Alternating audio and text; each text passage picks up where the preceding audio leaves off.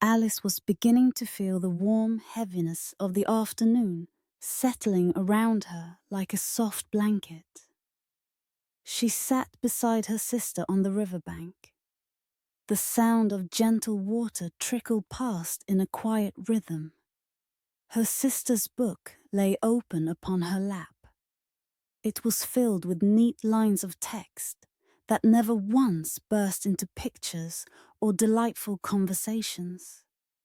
Alice tried as politely as she could to stay interested, but without images or lively characters to occupy her imagination, the pages felt lifeless. Her gaze drifted over the shimmering surface of the river. The sunlight broke into warm fragments, dancing upon the water with a lazy sparkle. The trees overhead rustled gently, their leaves whispering in the slow-moving breeze. Somewhere nearby, insects hummed in its own soft harmony. The birds began their early afternoon songs. Everything felt still, peaceful, and a little bit dreamy. She wondered whether it might be worthwhile to start making a daisy chain soon. She imagined weaving each little white flower together, linking them carefully. It would at least give her something to do, something with color and charm, something shaped by her own hands. She could almost feel it between her fingers. Her thoughts wandered with no particular purpose, drifting lightly from one notion to another. Suddenly, a peculiar movement caught her eye. Alice blinked. Not far from where she sat, a white rabbit crossed the meadow. That alone was not extraordinary. But this rabbit wore a neat little waistcoat and pulled a shining pocket watch from it. He peered at the watch anxiously and muttered in a flustered tone, oh dear, I shall be late." Alice sat up straight, her idle drowsiness evaporated, replaced by a warm ripple of surprise. A rabbit with a waistcoat and a watch? One that spoke in full sentences. She knew at once something was undeniably strange. Without thinking, without even deciding she would do it, Alice rose to her feet and hurried after him. Her curiosity had taken hold of her gently but firmly, guiding her forward like a quiet push between her shoulder blades. The rabbit hopped quickly, disappearing beneath a hedge and into a large rabbit hole. Alice leaned toward the hole, peering inside. It was unusually wide, not the narrow kind you might expect. Before she could reason her way into or out of following, she slipped, entirely by accident, and began falling in. She fell and fell, but the sensation was slow, almost as if the air had softened to cushion her descent. The walls of the tunnel drifted past her like dim shapes in a dream. Shelves appeared here and there, scattered with jars and books and unusual objects. Alice reached for a jar labeled orange marmalade. Finding it empty, she placed it carefully on another passing shelf. Feeling oddly responsible for tidiness, even while falling through the unknown, she had time to reflect as she drifted downwards. She wondered whether she would fall right through the earth and come out the other side.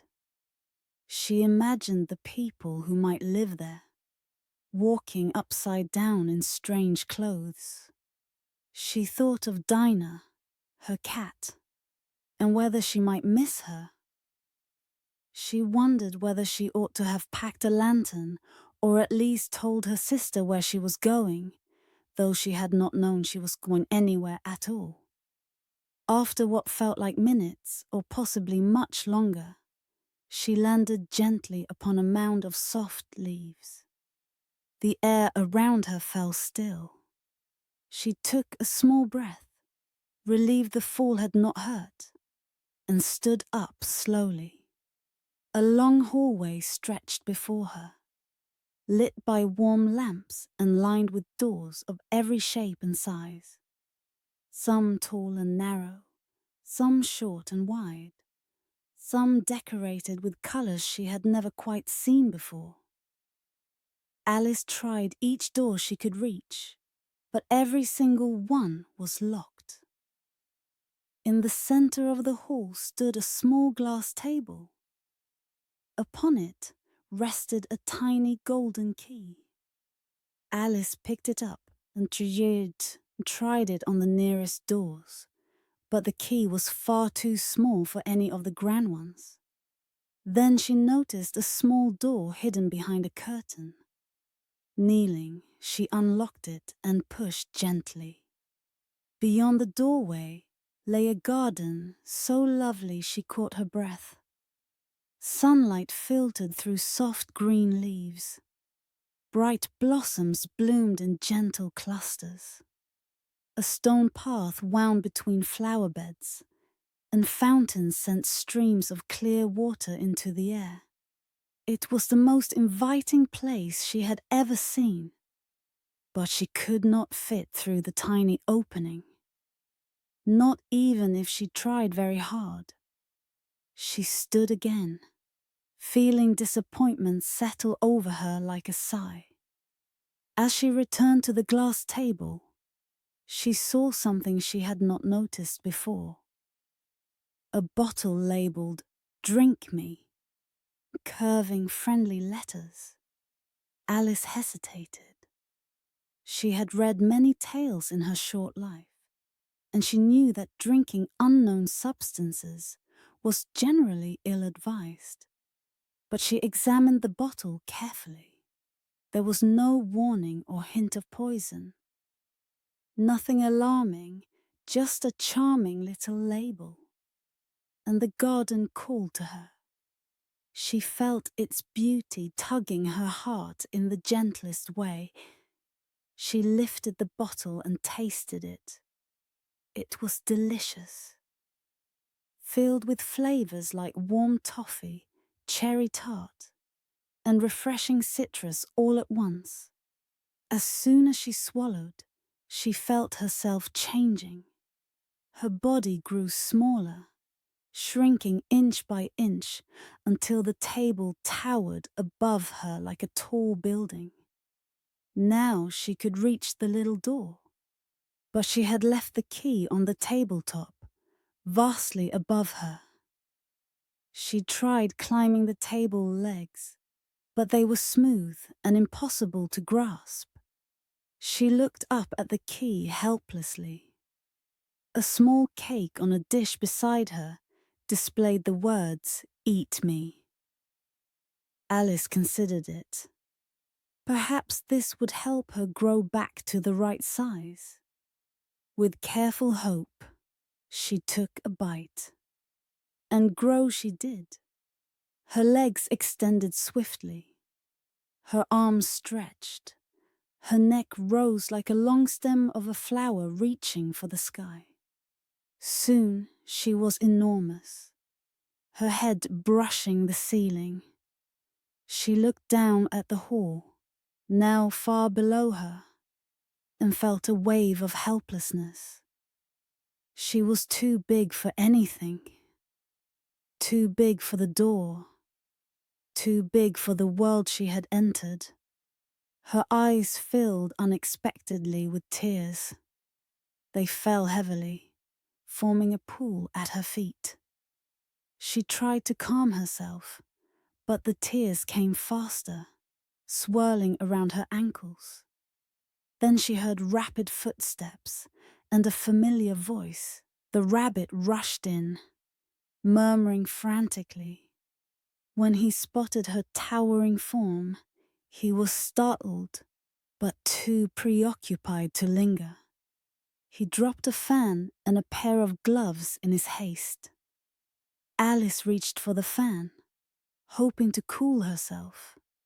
As she fanned her face, she began shrinking again. She watched the walls rise higher and higher around her until she was small enough to float in the pool of tears she had created. She drifted along on the salty water, carried by a gentle current. The pool widened, and she realized she was not alone. A mouse paddled nearby, followed by an odd assortment of creatures: a duck, a dodo, a lory, and others she could not name at a glance. They all looked mildly disgruntled to find themselves swimming together, but none seemed overly alarmed. Eventually, the waters receded. The group of damp creatures gathered on a stone floor. They all agreed that the best way to dry off was through a caucus race, a peculiar event where everyone simply ran around in confusion until the dodo declared they were all winners. Alice joined in politely. It was pleasant enough, though not very orderly. Afterwards, she conversed with the mouse, attempting to be friendly, but accidentally offended it by mentioning her cat, Dinah. The mouse bristled and left her side, muttering crossly. Before she could apologize properly, the rabbit appeared again, frantic as ever. He mistook her for his maidservant and ordered her to fetch his gloves and fan at once. Alice, still a bit confused from her shifting size and strange surroundings, followed him to his home. Inside the neat little house, she searched for the gloves. Finding them was easy, but she also spotted a bottle much like the one she had drunk from earlier. She wondered whether a sip might help restore her to a more comfortable height. Without thinking too much, she tasted it. She grew immediately. So fast she struck her head against the ceiling. Her arms pressed against the walls, and she felt trapped within the house. She could not move, nor properly call for help. The rabbit outside began shouting instructions and gathering a small crowd. They tried pulling her out, then pushing her back in, but nothing worked. Pebbles thrown through the window landed at her feet. When they hit the floor, they transformed into little cakes. Alice tasted one, praying it would shrink her instead of growing her further. Relief washed over her as she diminished quickly, small enough at last to slip out of the house. She ran into the woods before the rabbit or the angry crowd could catch her. The forest was quiet, though strange shapes loomed between the trees.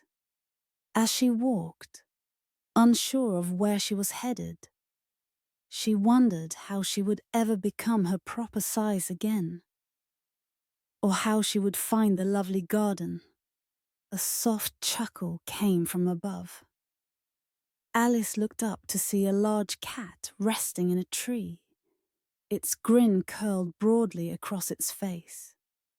The Cheshire Cat, with eyes full of mystery, watched her with amused interest.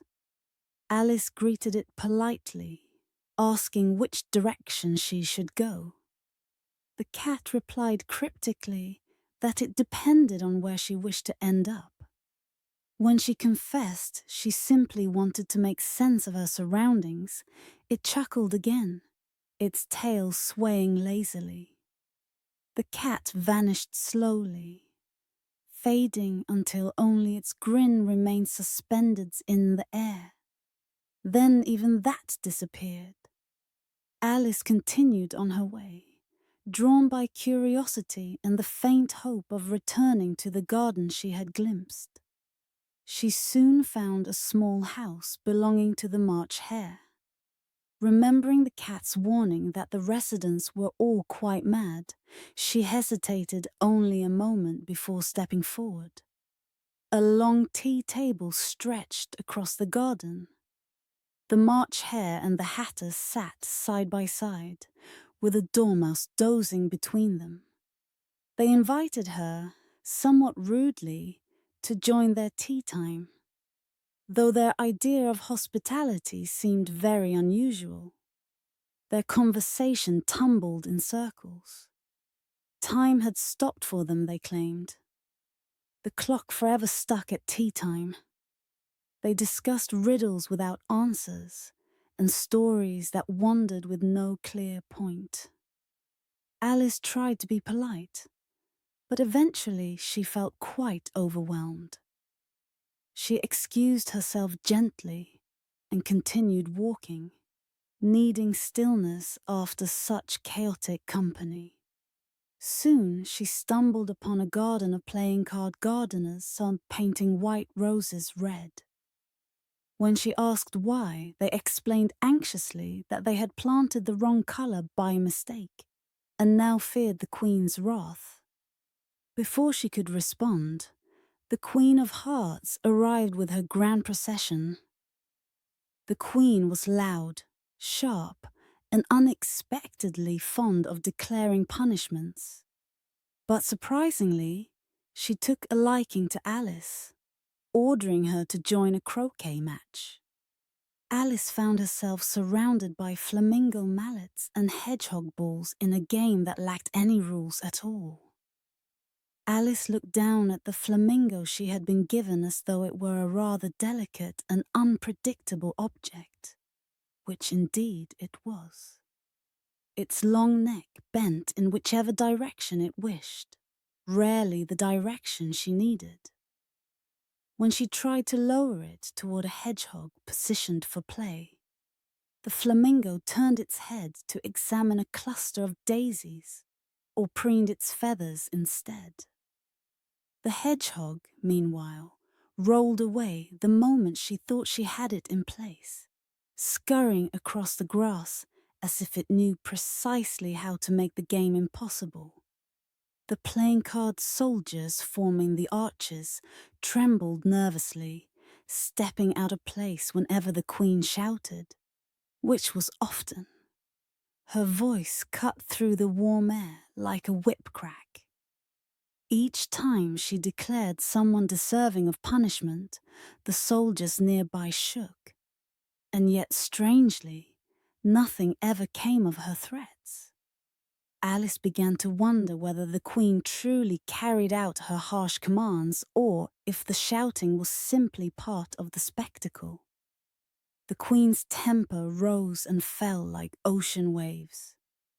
One moment she was roaring, waving her scepter at anyone who crossed her path. The next, she was smiling with forced sweetness, gesturing grandly for the game to continue. Alice kept her focus steady and her words gentle, not wishing to provoke the Queen's ire. Still, she couldn't help noticing how illogical the game was, how utterly impossible it felt to accomplish anything in such disorder.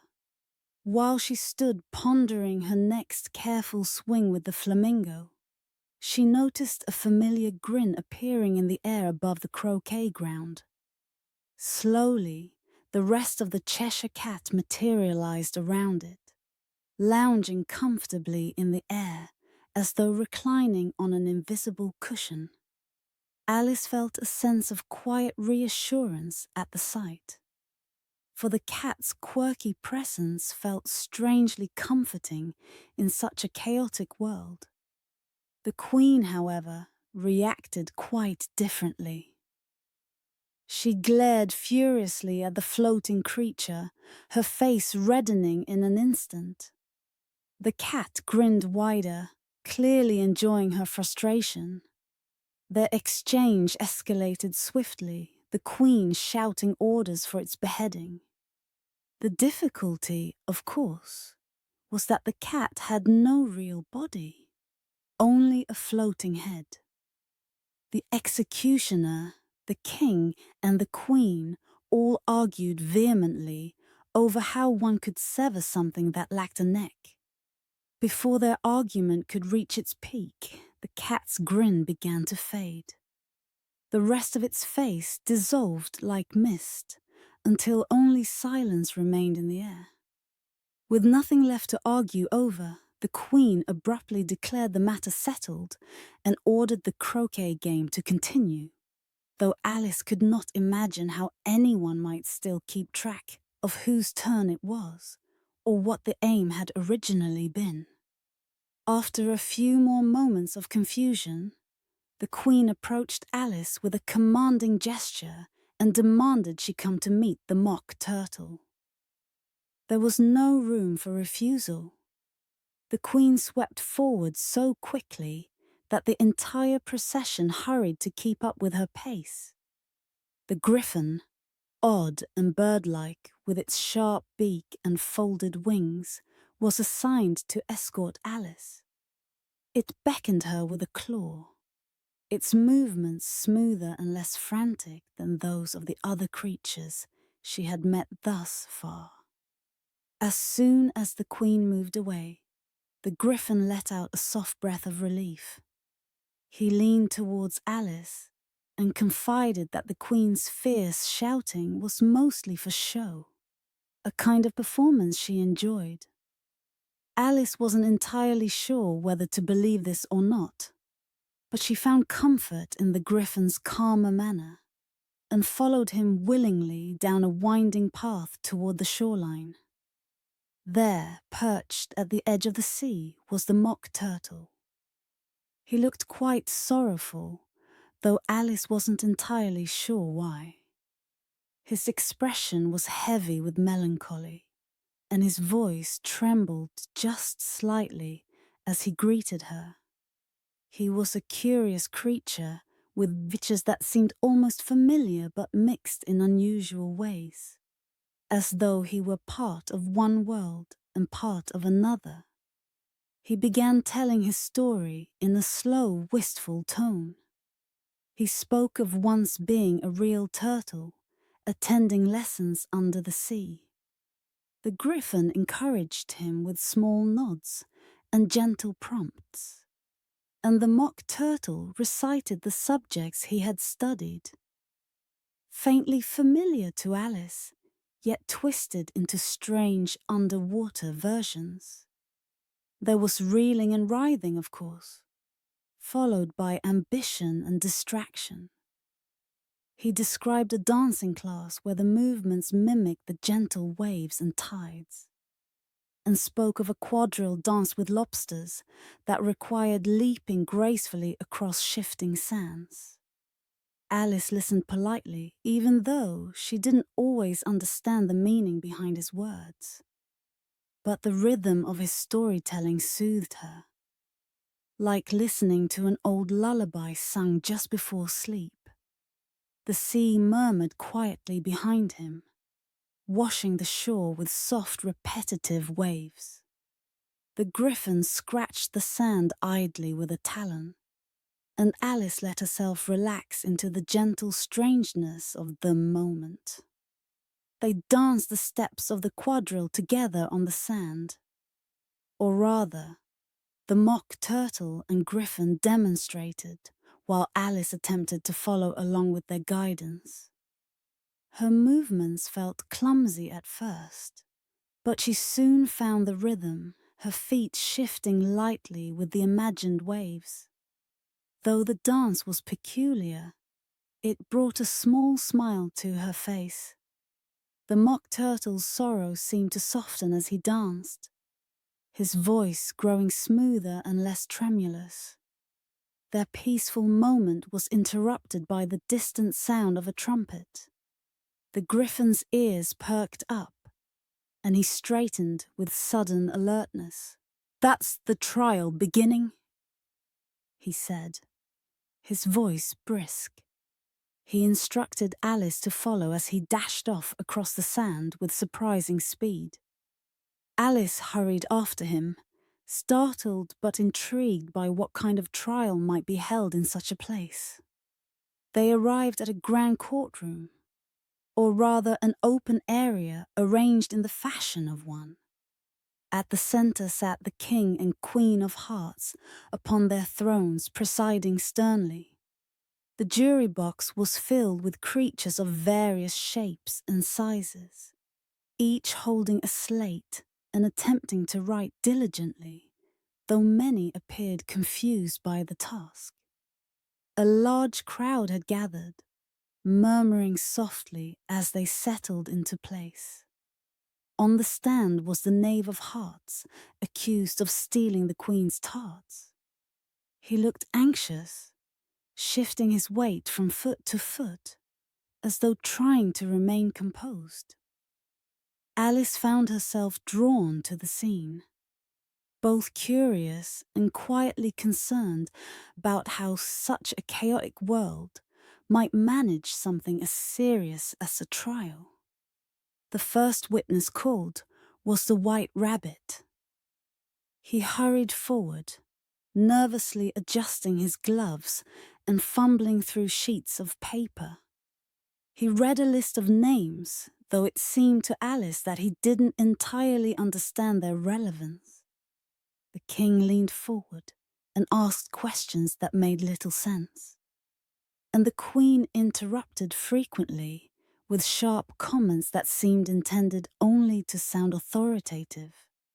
Next came the cook, who filled the air with the scent of pepper just by her presence.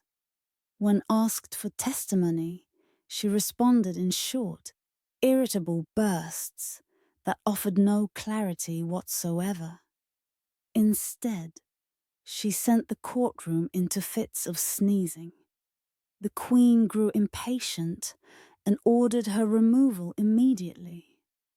Finally, the Hatter was called to the stand. He looked even more befuddled than usual, clutching his teacup as though it were a lifeline.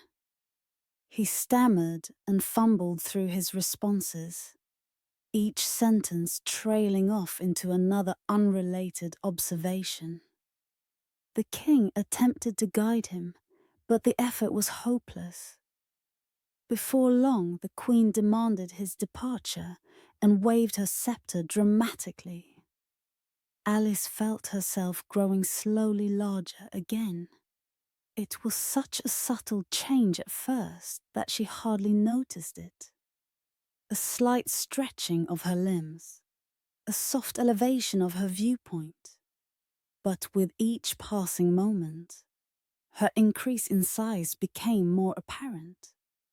Soon she towered over many of the creatures around her. The change filled her with a quiet courage she hadn't possessed earlier. As her confidence grew, so did her frustration with the trial's disorder. None of it made sense. Evidence was dismissed or invented at random. The jurors wrote down nonsense, sometimes copying each other simply out of confusion. And all the while, the Queen glared and threatened, insisting that a verdict be delivered before any real questioning had been completed. Alice stepped forward, her voice calm but steady. She declared that the proceedings were absurd, that the rules were foolish, and that the Queen's insistence on punishing everyone was unreasonable. Her words hung in the air like a clear, unwavering note. The Queen rose, her face flushing with indignation. She pointed at Alice and commanded that her head be taken off immediately. But Alice stood her ground, feeling no fear, only a gentle certainty fill in her chest. She lifted her chin and told them all they were nothing but a pack of cards. At that very moment, the entire courtroom erupted. The cards rose up in a swirling flurry. They rushed towards her, fluttering like a wild storm. Alice felt the wind of their movement brushing her cheeks, the rapid rustle surrounding her. She raised her hands to shield herself, the chaos swelling around her like a sudden whirlwind. And then, softly, everything changed. The fluttering faded. The noise dispersed. The air settled. Alice lowered her hands slowly. She was no longer in the courtroom, nor in the strange world of shifting creatures and wandering logic. She was lying on the grassy riverbank once more, her head resting gently in her sister's lap. Her sister brushed a leaf from her hair and asked whether she had been asleep. Alice blinked, adjusting to the familiar warmth of the afternoon sun.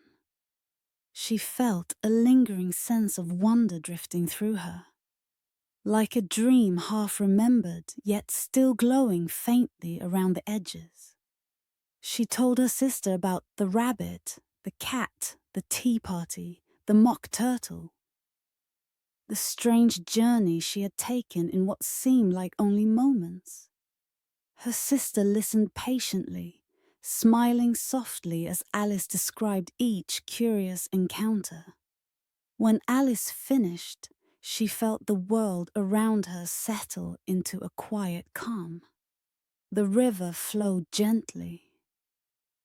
The trees swayed in a peaceful rhythm. Everything felt familiar. Yet her heart carried a quiet spark, the reminder of a place where imagination had danced freely. Alice stood up, smoothing her dress with a slow breath. She felt different, in a way she couldn't quite articulate. More aware, more open to the small wonders hidden in ordinary days. She took her sister's hand, and together they walked back across the sunlit field, the soft breeze at their backs, the world unfolding gently before them. Alice walked slowly across the field with her sister. But as they moved, her mind continued drifting. The dreamlike adventure still lingered around her like a thin mist, not fully fading even as the familiar world settled warmly into place. Each step she took seemed to stir some quiet memory from the strange realm she had wandered through.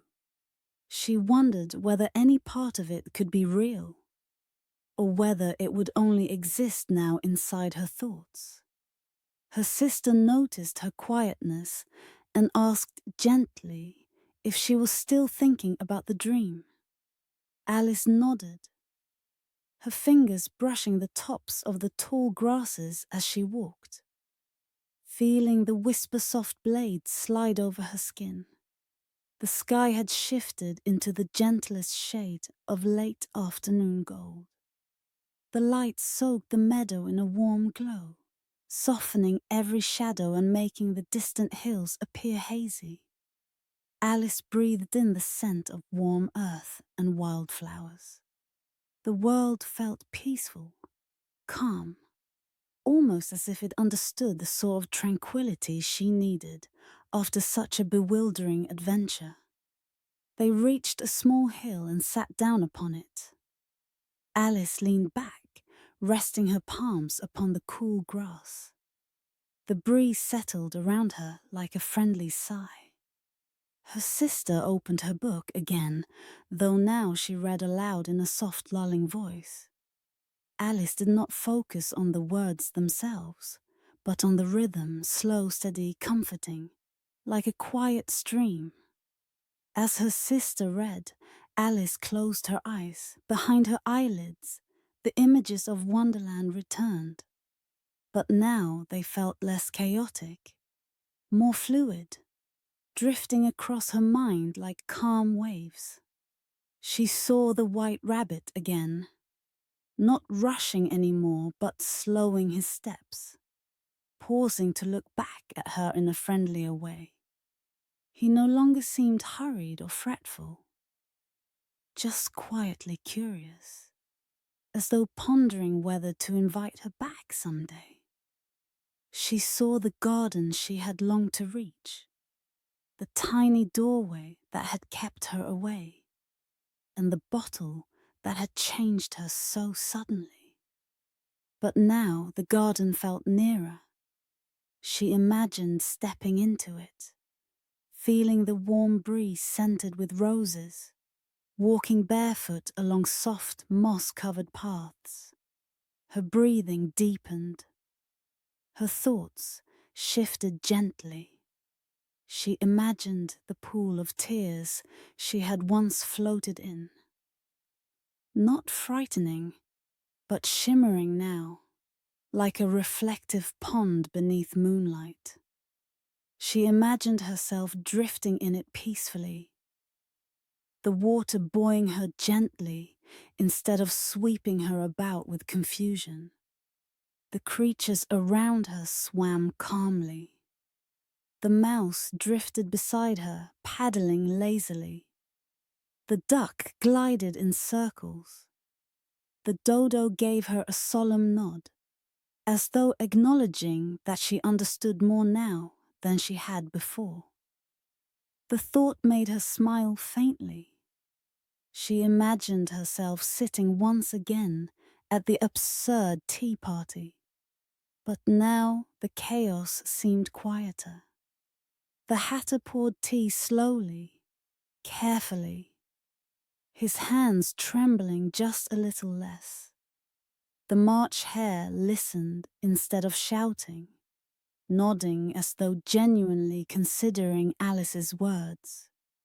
The dormouse slept peacefully, its tiny breaths matching the rhythm of the breeze. Even the teacups seemed to clink a little more gently. It was as though her memories of Wonderland softened themselves in her mind, reshaping into a gentler dream. Not less strange, but calmer, less alarming.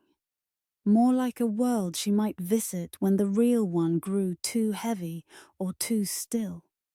Her sister's voice continued reading behind her, its steady tone blending with the rustle of leaves.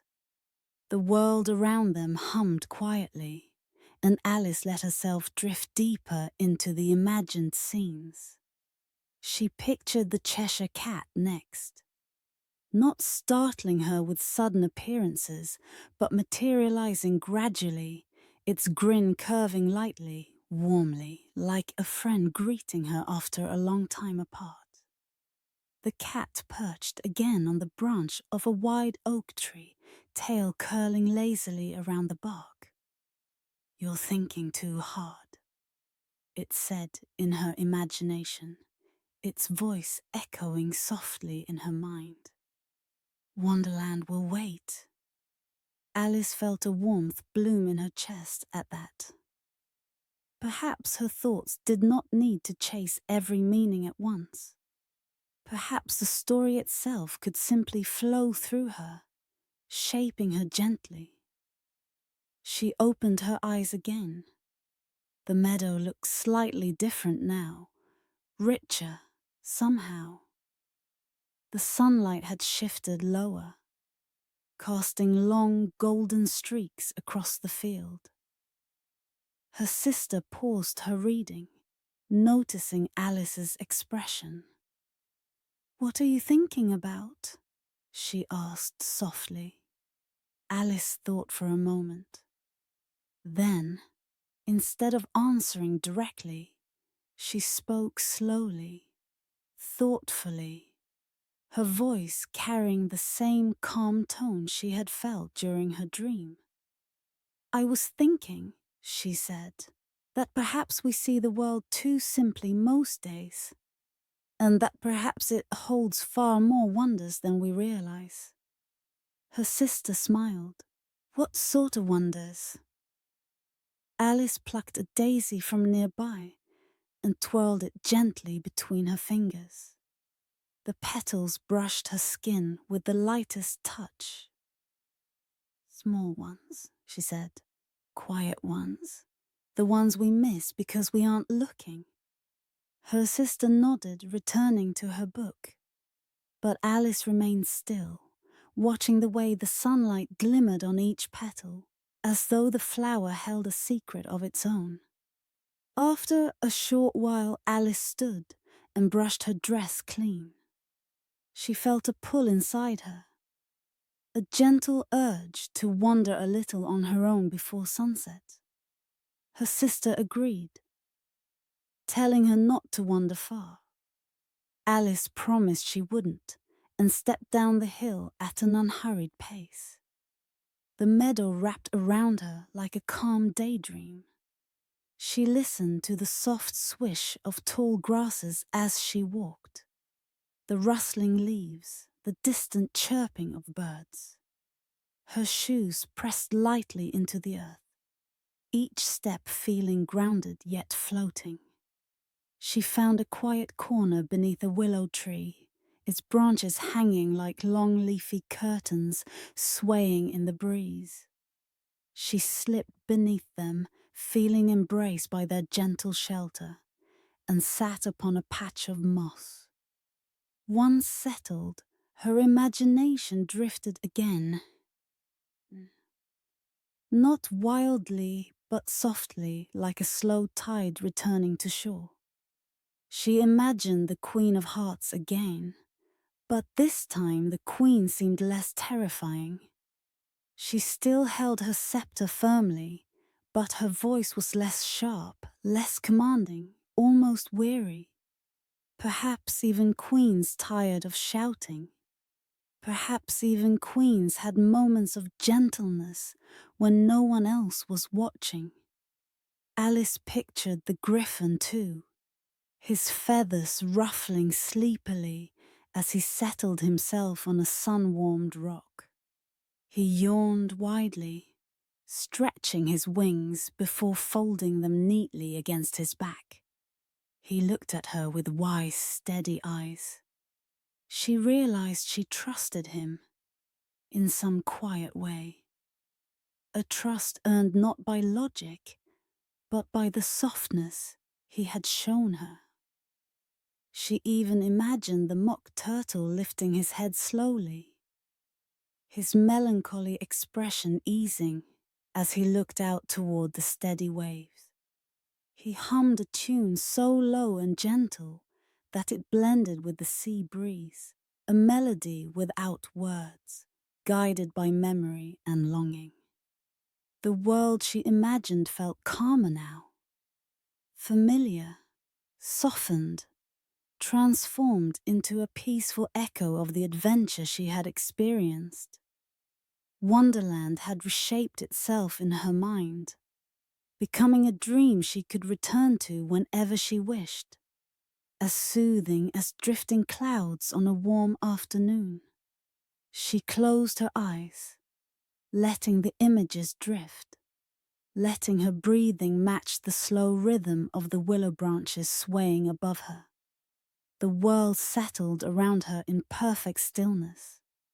Time stretched softly. She felt as though she were floating, held gently between two realms. The waking world with its warm meadow, and the dream world with its curious characters, now softened into a lullaby-like memory.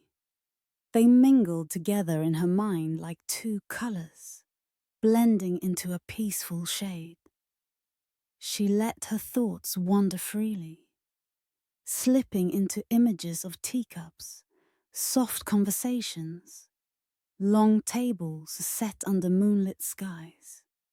She imagined walking again through the garden she'd glimpsed, but never entered, feeling the soft moss beneath her bare feet and hearing the trickle of distant fountains. The wind caressed her gently as she breathed deeper. After a while, she wasn't sure how long, Alice opened her eyes again, feeling refreshed. The sky above had deepened to a soft amber. Evening was beginning to paint the world with its gentle brush. She stood slowly and made her way back toward her sister. Each step felt easy, peaceful, almost dreamlike. She felt taller inside herself somehow, as though the dream had taught her something she wouldn't forget. As she approached, her sister smiled warmly. "Did your walk help clear your thoughts?" Alice nodded, yes, and also filled them again. Her sister laughed softly, not unkindly. The two began walking home, their shadows stretching long across the meadow. The air cooled gently. Crickets began their evening chorus. The world felt safe, familiar, gently alive. As Alice walked, her heart carried the quiet certainty that dreams, even strange ones, held their own kind of truth. They could guide you softly, show you mysteries, remind you to look for wonder in the small corners of the world. She squeezed her sister's hand lightly. The path ahead glowed with the last light of day, and Alice followed it peacefully, knowing that somewhere in her mind, Wonderland waited like a gentle, everlasting whisper.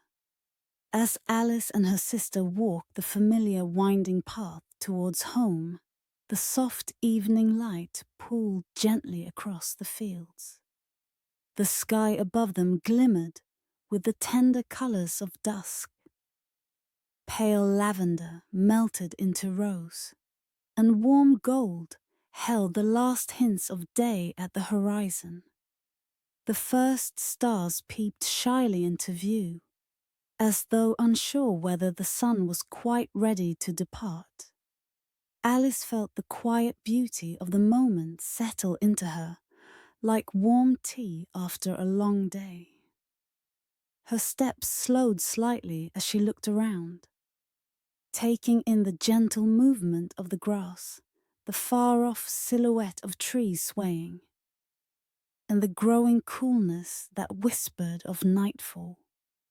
It felt different somehow, as though the world itself breathed more softly now, adjusting to her calmer thoughts. Her sister glanced at her occasionally, noticing the thoughtful look in her eyes. But she didn't interrupt. Alice seemed to be wandering not only through the meadow, but through a place in her mind that stretched deeper than before. As they neared a bend in the path, Alice paused. Something about the way the shadows stretched across the ground reminded her again of the long corridor in Wonderland, where the little door had opened onto a perfect, unreachable garden. She felt a quiet ache in her chest, not of sadness, but of longing for something beautiful she had glimpsed but never touched. Her sister noticed her lingering and asked gently, "Something on your mind still?" Alice lowered her gaze to the soft earth beneath her shoes. "I keep thinking about the garden," she said in a low voice. "The one through the tiny door. I keep wondering, what it might have been like to walk inside." Her sister smiled softly. "You might still imagine it. Sometimes the mind can take us places our feet cannot." Alice thought about that. It was true in its own way. Perhaps she didn't need to shrink or grow or chase rabbits to find that sense of wonder again. Perhaps the garden existed now inside her, waiting quietly with its glowing flowers and winding paths. As they continued walking, her thoughts wandered gently to that imagined garden. She pictured stepping into it at last. The moment she crossed the threshold, the air would wrap around her like a delicate embrace. The smell of roses would drift softly, rich and cool. She imagined walking beneath archways woven with vines, the leaves brushing her cheek, the petals falling lightly at her feet. A fountain would sing somewhere nearby, its water glimmering under tiny shafts of sunlight. Perhaps small creatures would peek out from behind blossoms, not in fear but in gentle curiosity. She imagined their soft voices speaking in riddles that made sense only if you weren't trying too hard to understand them. She imagined benches carved from smooth stone, warmed by the sun. She imagined resting on one, listening to the soothing splash of water, and feeling the world melt into tranquility around her. This vision settled over her thoughts like a warm shawl, comforting and soft. As they reached a wooden stile at the edge of a field, Alice placed her hand upon it and paused again. The wood was warm from the day's sun, its surface smooth under her fingertips. It grounded her gently in the present, even as her imagination swirled with echoes of Wonderland. When they crossed into the next field, the world felt quieter still. The gentle hum of insects rose like a soft lullaby, and an owl called from a distant tree. Alice listened carefully, feeling the sound ripple across her skin. She imagined the griffin and the mock turtle sitting by the sea once more. But this time, rather than sadness, she pictured the mock turtle telling stories in a calm, steady voice, the sort of voice one might use to soothe someone into a restful sleep. His melancholy had softened into something deeper, a reflective stillness that felt ancient and kind. The griffin listened with half-closed eyes, his wings folded peacefully against his sides.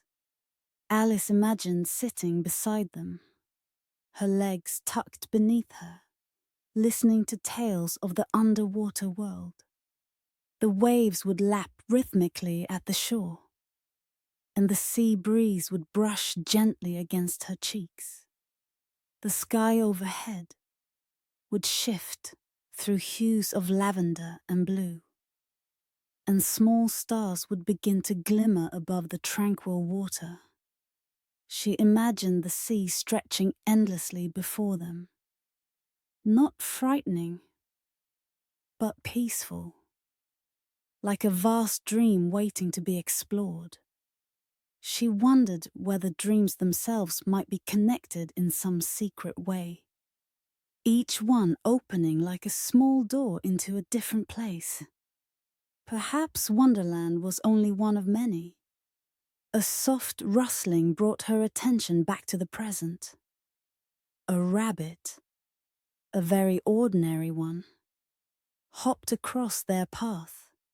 It paused to nibble at a patch of clover, its nose twitching gently. Alice felt an unexpected fondness for the creature, though this one wore no waistcoat and seemed blissfully unhurried. She crouched slightly and whispered hello. The rabbit glanced up at her, its dark eyes calm and curious, before returning to its meal. Her sister smiled at her reaction. "You're very gentle with them," she said softly. Alice nodded. "I suppose I've learned to be." They walked on until the path brought them to a wooden bridge, arching over a quiet stream. The water murmured softly below, catching the last reflections of the fading light.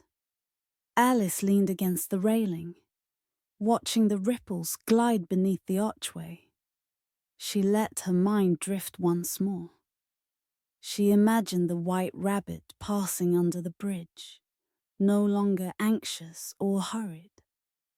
In her mind, he had slowed his steps, His motions relaxed. He looked up at her with a small, knowing smile. She wondered what he might say now if they met again.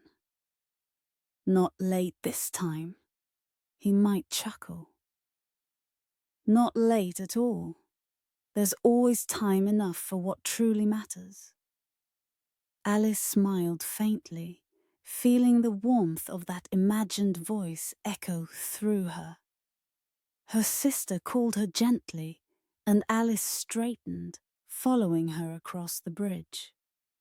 The sky dimmed further now, with pockets of deep blue forming between the scattered clouds.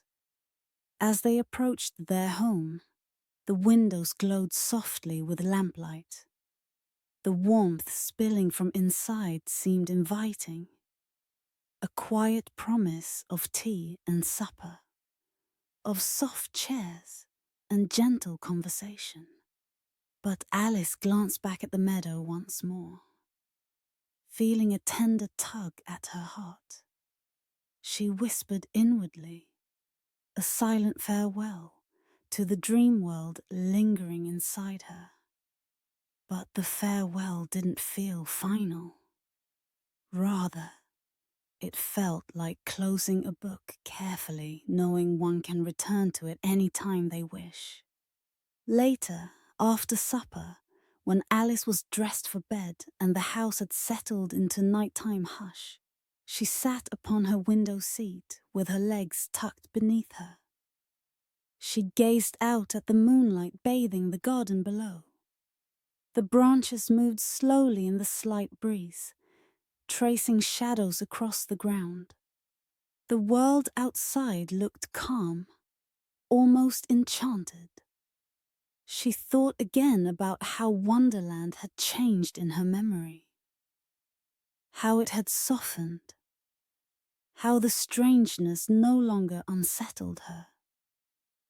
Instead, it felt like a place that had taught her something quietly important. She didn't need constant logic to be comfortable. She didn't need everything to fit into neat lines. She could let wonder exist freely without needing to examine it too closely. She leaned her forehead against the cool window glass and felt a gentle peace wash over her. The night wrapped itself around the house like a dark velvet cloak. Crickets chirped softly.